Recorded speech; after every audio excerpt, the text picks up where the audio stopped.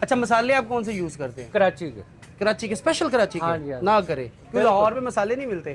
کراچی ہے. اچھا کراچی نا پکانے میں مسالوں میں نمبر 1 ہے نمبر 1 ہے. اچھا اور کھانے پینے میں لاہور والے نمبر 1. ماشاءاللہ جو کھا کے جاتا ہے نا وہ 4 جنوں کو لے کے آتے ہیں. سمے جگہ لوگ آتے ہیں. سمنا باغ ہو گیا, بیریا ٹاؤن ہو گیا, اچھا سیون ہو گیا. اچھا برگر کے بن کے اوپر بہت خوبصورت قسم کی بڑی سی پیٹی ہے جس میں چکن ہی چکن نظر آ رہا ہے. دیکھنے میں مزیدار ہے بغیر چٹنی کے. چٹنی کیا کہ بغیر کیا ٹرائی کریں گے, اس کے اندر چٹنی ہے, دیکھنے میں جوسی لگ رہا ہے. اس کو ٹرائی کرتے ہیں. بسم اللہ.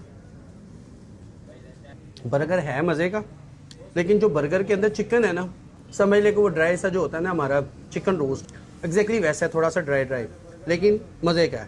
برگر دیکھنے پہ یہ بھی خوبصورت ہے اور جو کمال ہے نا وہ چٹنی کا ہے. ٹھیک ہے جی, یہ وہی چٹنی آ گئی املی آلو بخارے کی اسپیشل والی.